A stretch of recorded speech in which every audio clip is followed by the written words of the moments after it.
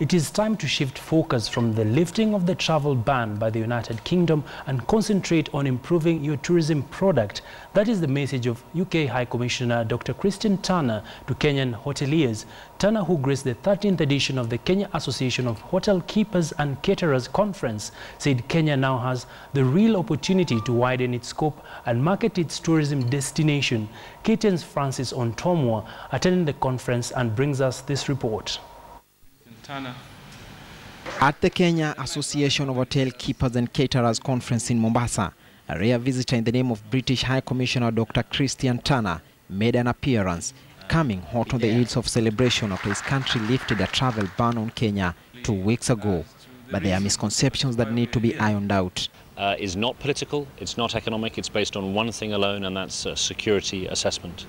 There is no ban against Kenya, no universal ban, and advice is just that. It's advice, advising British nationals, which they of course can choose to ignore because we don't enforce it. The governor of Mombasa, Ali Hassan Joho, has been heavily lobbying for the removal of the ban and took this chance to reassure his government's commitment to restoring security in the coastal city as a key to bringing back tourism activity.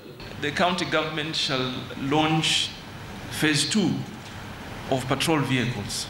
Although the lifting of the ban appears to have excited several quarters, experts within the tourism industry are however holding cards close to the chest and agreeing that there still exist numerous hurdles that needs redress.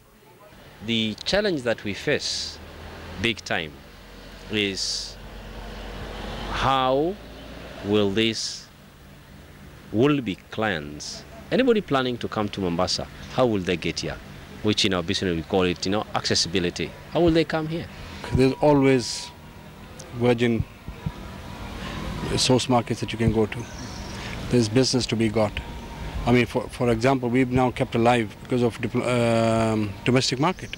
The tourism players now want the East African governments to open the regional airspace to outside markets, especially to allow for direct flights to Mombasa. They also point out the cost of traveling as one that has been inhibitive.